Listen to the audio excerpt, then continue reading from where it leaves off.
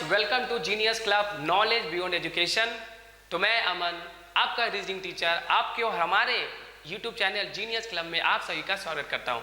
तो आज हमारा ये जो पार्ट है वो सिलॉफ का दूसरा पार्ट है। आपको पहला पार्ट मिल चुका होगा, तो चलिए आगे बात करते हैं। ठीक है, तो हमने पहले पार्ट में सिलॉफ को बेसिक्स के कंसेप्ट को बहुत समझा था, डिटेल से समझा था। ठीक है, और हमने एक सिंगल स्टेटमेंट का क्वेश्चन भी किया था। ठीक है, अब हम लोग उसके आगे बात करते हैं। ठीक है, ये भी सिंगल स्टेटमेंट है। अब आप सीधा सीधी बताओ कि हमें करना क्या है। हमें कुछ नहीं करना है सर, बहुत इजी से सॉल्व। ये कैसा स्टेटमेंट है सर? ये पर्टिकुलर है और नेगेटिव है, क्योंकि नेगेटिव है, नेगेटिव टर्म यूज हो रहा है। तो बुक सम के पास सम मतलब 50 और नेगेटिव स्टेटमेंट का ऑब्जेक्ट 100 होता है। ठीक है, ओके। ये कैसा स्टेटमेंट है? पॉजिटिव। ये कैसा, सॉरी, कंक्लूजन है पॉजिटिव पॉजिटिव पॉजिटिव पॉजिटिव। एक बात बताओ, क्या नेगेटिव स्टेटमेंट से पॉजिटिव वाला राइट होगा? नहीं सर, रूल नंबर 1 ही था। तो मैं इसको फिर क्यों यहाँ पे मैं 150 को रखूंगा? मैं रूल नंबर 1 से इसको खत्म कर दूंगा। तो ये जो जितना भी पॉजिटिव वाला था वो खत्म हो गया। अब आगे बढ़ते हैं। ठीक है, देखो रूल नंबर 2, 3 से ही बाकी का जो बचता है वो हम यूज करते हैं, क्योंकि रूल नंबर 1 से पॉजिटिव नेगेटिव आप हटाते हो। ठीक है, आ जाओ। तो ये नेगेटिव बचा, तो ये भी नेगेटिव है, ये भी नेगेटिव है, ये नेगेटिव है। सारा ही राइट होगा ये तो नहीं है, चेक करना पड़ेगा। आ जाओ, देखो। तो इस बी के पास कितना 50, मैंने बुक को बी से बता दिया है और पेंसिल को पी से बता दिया। ठीक है, तो ये पी के पास कितना होगा? नेगेटिव स्टेटमेंट का ऑब्जेक्ट 100 होता है। ये पी के पास 100, ये बी के पास 100। क्यों बताया था पहला पार्ट में कि नो वाला में सब्जेक्ट ऑब्जेक्ट क्या होता है? 100 होता है। ठीक है, सम वाला में क्या होगा? 50 और बी वाला में क्या होगा? 100। ठीक है, अब देखो बी को खर्चा के लिए 50 चाहिए, बी के पास में है, हो जाएगा। पी को खर्चा के लिए 100 चाहिए, पी के पास में 100 है, हो जाएगा। तो ये राइट है। पी को खर्चा के लिए 100 चाहिए है, हो जाएगा। लेकिन बी को खर्चा के लिए 100 चाहिए, लेकिन बी का इनकम 50 है, होगा क्या? 50 से 100 कर पाओगे? नहीं, तो ये क्या हो जाएगा? गलत हो जाएगा। अब ये देखो, पी को खर्चा के लिए कितना चाहिए? 50। क्या पी के पास तो 100 है, 100 से 50 तो हो जाएगा। बी को खर्चा करने के लिए चाहिए 100, लेकिन बी के पास कितना है? 50, होगा क्या? नहीं होगा। ठीक है, समझ में आ रहा है? ओके, आगे बढ़ते हैं। ठीक है, इसके बाद हमारा जो तीसरा सिंगल स्टेटमेंट है वो है सम बुक्स आर पेंसिल। अब आप एक बात बताओ, ये कैसा स्टेटमेंट है? पर्टिकुलर है और पॉजिटिव है। तो ये नेगेटिव, ये नेगेटिव, ये नेगेटिव, तो पॉजिटिव से नेगेटिव बन सकता है क्या? नहीं बन सकता है ना। तो ये गलत, ये गलत, ये गलत। मैं वो उन हर स्टेटमेंट को लूंगा जिसमें आपको प्रॉब्लम होता है। ठीक है, चाहे वो पॉसिबिलिटी वाला हो, चाहे वो रिवर्स सिलॉग हो, चाहे वो मिसिंग सिलॉग हो, कोडेड सिलॉग हो।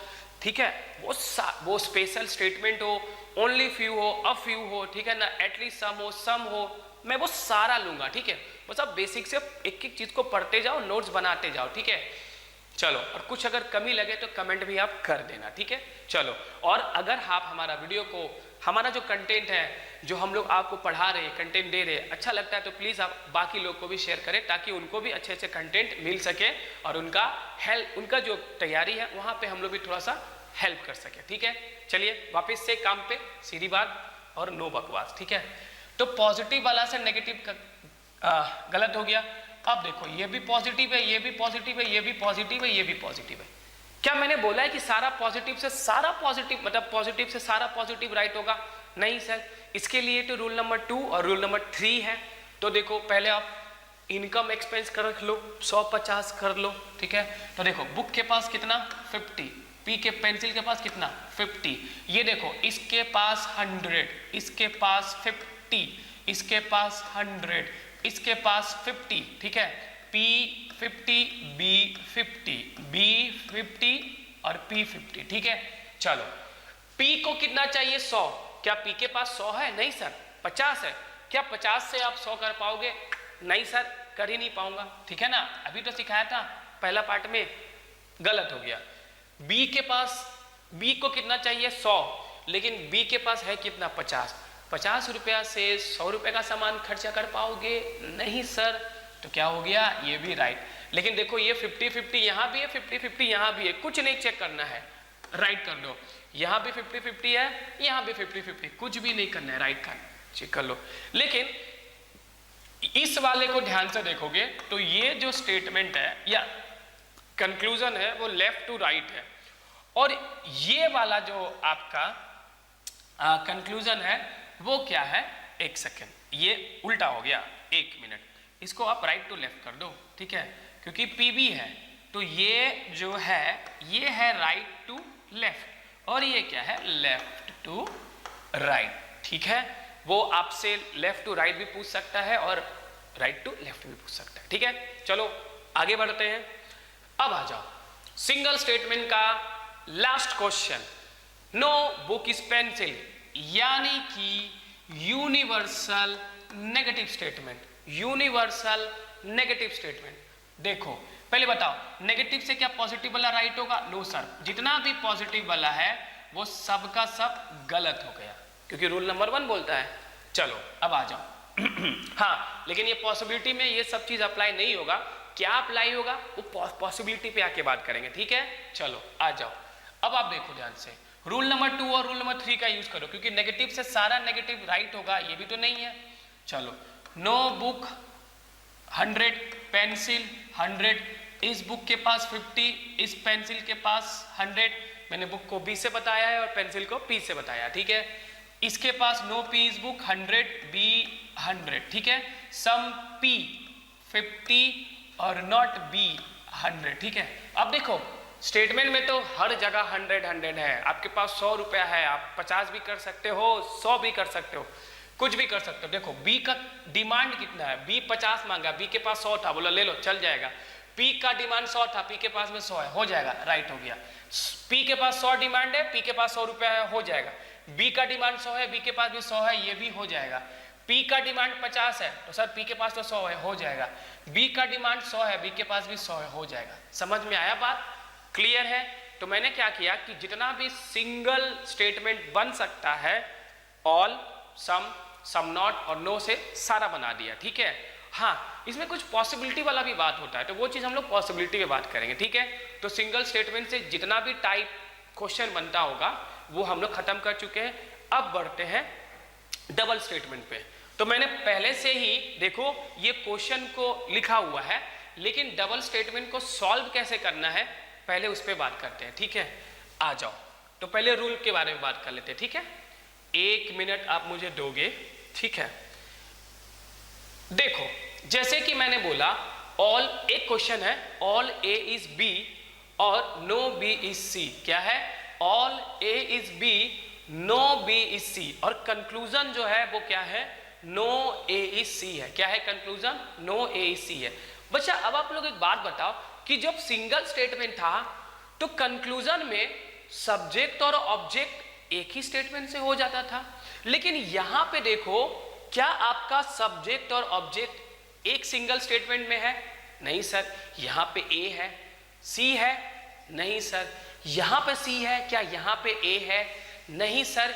इसका मतलब क्या होगा कि मुझे इन दोनों ही स्टेटमेंट का रिक्वायरमेंट होगा, तभी मैं ए और सी को बोल सकता हूं, ए और सी के बारे में कुछ कह सकता हूं। तो देखो ये दोनों अननोन स्टेटमेंट है, ये दोनों एक दूसरे को नहीं जानते हैं, इनको मिलाना है, कंबाइन करना है, ज्वाइन करना है। जैसे कि यहां पे मैंने एक छोटा सा डायग्राम बनाया है कि ये राम है, ये श्याम है और ये मनीष है, RSM, ठीक है। राम श्याम को नहीं जानता है और श्याम राम को नहीं जानता है, लेकिन मनीष उसका दोस्त है जो राम के साथ भी रहता है और श्याम के पास भी रहता है, मतलब वो राम को भी जानता है, वो श्याम को भी जानता है।